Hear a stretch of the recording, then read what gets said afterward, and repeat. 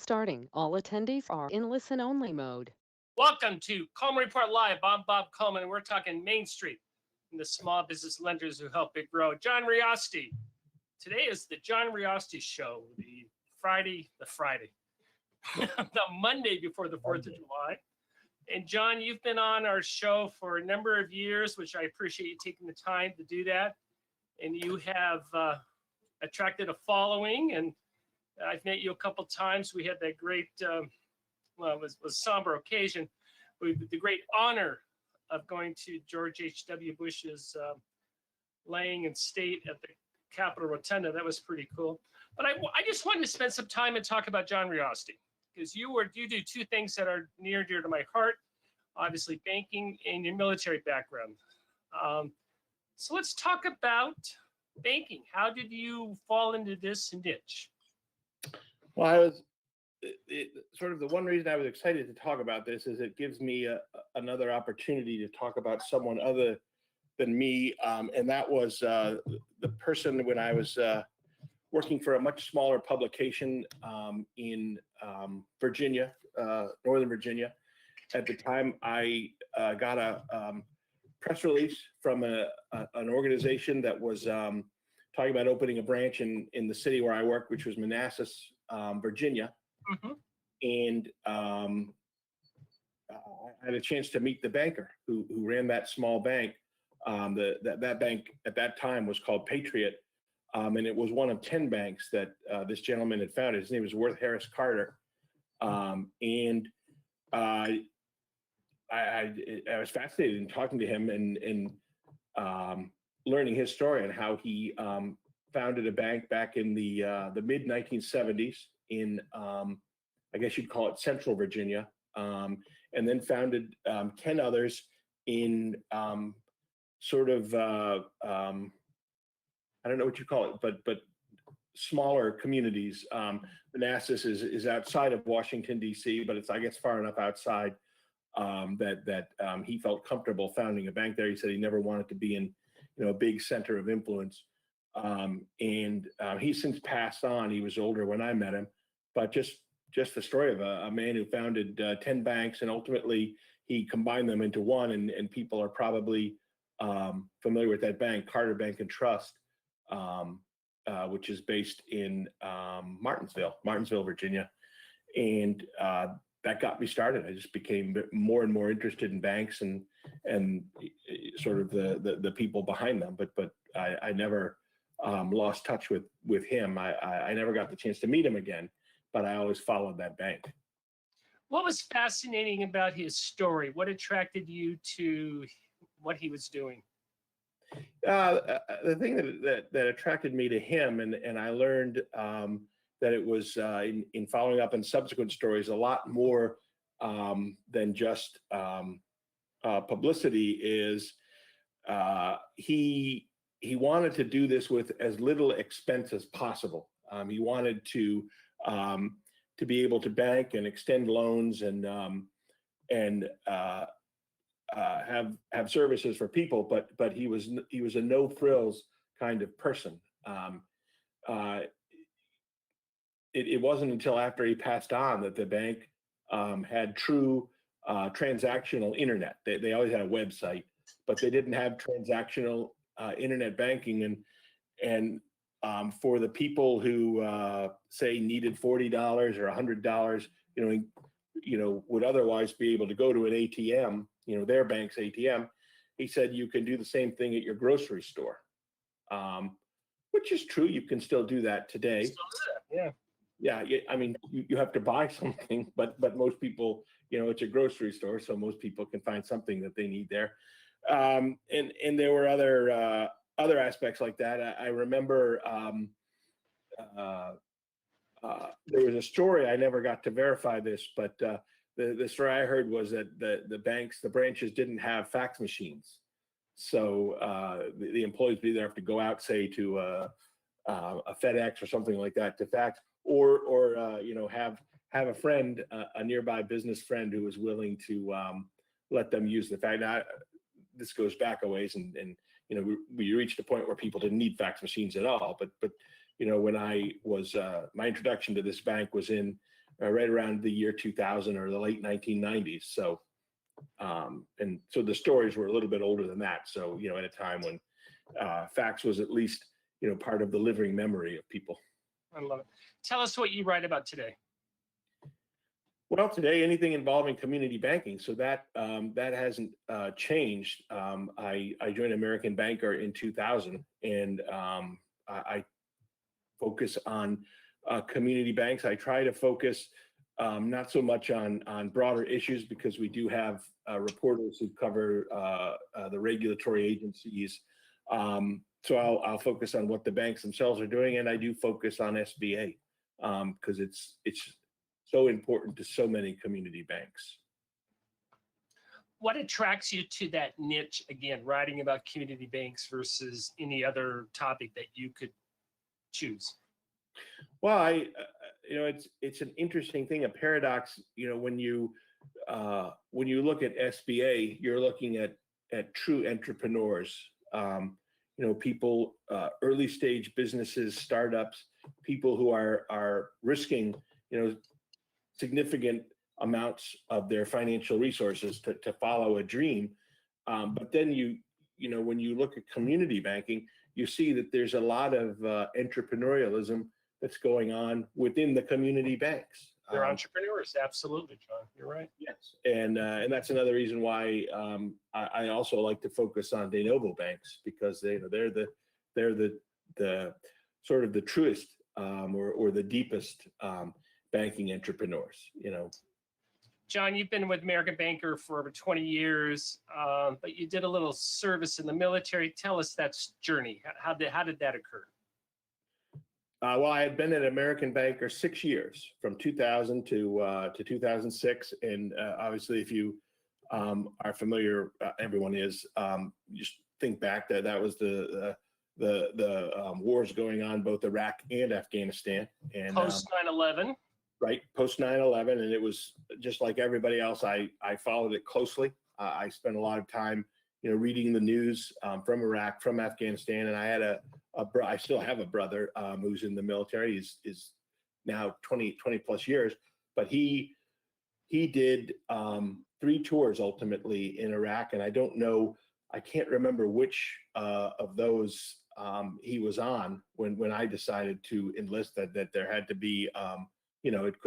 All the responsibility couldn't fall on his shoulders. And my father had been drafted and served in World War II as a draftee. My uncle, Wow. I think, I'm pretty sure my uncle was drafted, but he served in the Korean War. I don't think he enlisted. And it was obviously the 1950s when they still had a draft. And the way my family is, they skew older. So there was nobody of military age in Vietnam. But I imagine that, somebody would have been drafted in my family, but we skipped that. And so I felt that I ought to do something. So I remember I took time off from work. I can remember going down to the recruiting station in Washington, D.C. and taking the test. And there was at least one day where I was supposed to just go there during lunch, and I ended up staying there for closer to 2 hours. But American Banker, they didn't know that. Then I didn't tell them that I was leaving, but they were good about it, both then and after I told them that I had enlisted in the military, and they were really good to let me back. So you enlist, and did you have a set job, or walk through that process? What happened to you? What did they do with you? Well, no one in the Army. Right, yeah, Army. Go ahead. If in the military, really, I'm pretty sure the other services do it this way. No one enlists with a set job. You take a test, and based on your score, there are a number of jobs open to you. And luckily, the test is aimed at people a lot younger than I was then. That was 2006, so I was in my 30s. But it's really a high school test, so I scored well on it, and I remember my brother, who had been in about 6 years by then, telling me that some of these jobs are a lot harder than you would think. There are when you start your training, get past the basic training, and you start your more specific training, there's a lot of testing before you get, let's just call it certified. and you can fail. You can wash out, and that's exactly what happened to me. I for reasons I'm not quite sure at now. I tried uh, to get into a job, the category you call it explosives disposal, and it's a very tough. It was very tough. There was 6 months of training and almost weekly tests, and by that I mean some of the tests were written, and others were field testing, if you want to call it that. And it was tests. They had people out there watching you, grading you, and it was serious business to be tested Oh weekly. yeah, you're working with bombs. Anyway, go ahead. Well, there's that, but if you go back to most people think about their college days. If you were tested on a weekly basis and sometimes twice weekly, and at any point you could be told that you weren't measuring up, and they don't wait till the end of the semester to kick you out. They kick you out right when you fail a test, because that's the other point. You have to pass every one of these tests and really pass them on your first try. Otherwise, they can kick you out. And at a certain point, I failed one of the tests, and I failed. Then what happened? Well, they gave me one other shot, and I made an error there. It was a sort of a procedural error, but that caused me to score under the maximum, and I could have asked to go back, and I think maybe they would have might have let me go back, because it was a procedural error, not a sort of a subject matter error. But I kind of kept looking ahead. I was roughly halfway through the course, and the tests got tougher and tougher. And until you got to there was a whole series of instruction on improvised explosive devices that was really serious and complicated. And I said, it's why save myself? Why put myself through only to fail towards the end? And then they give you a whole bunch of choices of other. If you do choose to do that, you forgo your bonus, which was sad. But you get other options, and although it wasn't one of the ones I chose, they put me in as a medic, I guess Army medic. So that's what I did for the rest of my time in the military. I was able to get through that training. Now, did you serve overseas in that capacity, or where did you serve? I served in Iraq there was they called it a forward operating base, FOB, in right around the city of Diwania, which is south of Baghdad, I believe, but north of Basra, so in between those two cities. And I was there. I got to Iraq, I remember it was March, and I stayed through October into November. So I wasn't there a year. Roughly 9 months, I think is probably a good estimate. Anything you want to share about that? I mean, I'm sure I'll leave that wide open. Anything you want to talk about that? It was 2009, so it was after. It wasn't entirely uneventful, but it was after the real heavy events, 2005, 2006. So we didn't. It was part of the surge, if you remember that. Right. That President Bush had instituted before he left office, and President Obama. I went in March 2009, so it was after that change in administration. Not that they were talking to me, but just it was part of that sort of 18-month surge. So you come back to the United States, and then what happened? I came back and I finished my service partially in Germany and partially the last year or so at Fort Campbell in Kentucky. And then I left active duty service. I still had to do, still have a reserve commitment, and mine was 4 years, and it turned out to be 6 years. I did a little bit of extension, and luckily in 2013, so not quite a year after I left, or right about a year after I left, American Banker asked if I wanted to come back. And that's nice. Yes. So. And I assume same position, and they took care of you. Yes, that's a good way to put it. They took care of me. Same position, but And when did you were again? Oh yeah. Then you were then reactivated. Was that after you went to American Banker? I was. During the 6 years, I spent 1 year again on active duty, but that was in the United States. So Mhm. And you ended up in, I think, finance up in Washington. Tell me about that. we were activated to help the Department of Veterans Affairs. I guess there was a backlog of cases of soldiers.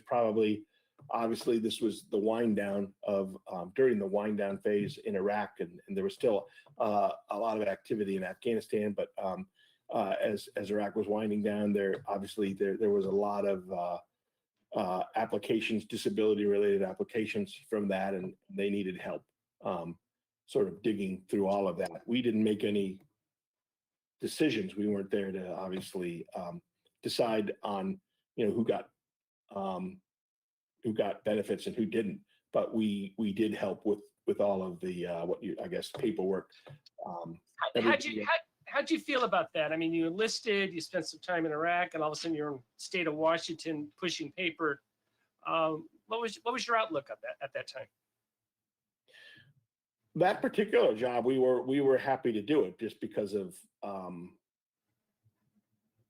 what was involved and what was at stake. Good. Yeah. And it was definitely an administrative function, so it had nothing to do, didn't have a lot to do with military service, other than we had to wear our uniforms, get up early. We couldn't call in. I mean, it wasn't like a normal job where you can call in sick. You were there every day unless you were very, very sick. And in fact, I don't remember. That's an interesting thing about it. I don't remember anyone missing a day of work. You were there to help veterans. And we were there to help veterans. And after work, we were still in the service in the military. So in fact, we were on active duty. So we had to do daily physical training, and we did it every day after. We chose not to do it because, oddly enough, we had to commute. So most Army units will do their physical work in the morning, but we were commuting. But every day when we got back, we changed and did at least an hour or more, mainly running of physical work. And then you left the service. What year? My last, I can even remember it. My last day of reserve duty was May 5th, 2019. Personal question: was it worth it? Yes, I would. It's an interesting thing you say. I mean, part of it is colored by the fact that I was able to get my job back and sort of resume and go forward with my personal life. But I would do it again if I were younger. And I would certainly advise anybody who's still young enough to serve to think about the military, maybe not active duty, but definitely reserves, because it was a worthwhile experience. We didn't prep for this. I'm going to ask the question. You don't have to answer it. What will your son is now 2 years old. What would you advise your son? I wouldn't necessarily advise him, but I would encourage him to be open about military service. But I would give him the same advice my brother gave me that I ignored. I would tell him to pick a military specialty that he enjoyed and he could do. Coming from my background, trying to get into the explosive fields was stupid in retrospect. Great. John, fascinating conversation. Thank you very much for your service. A great story. And happy 4th of July. Thank you very much. Thank you.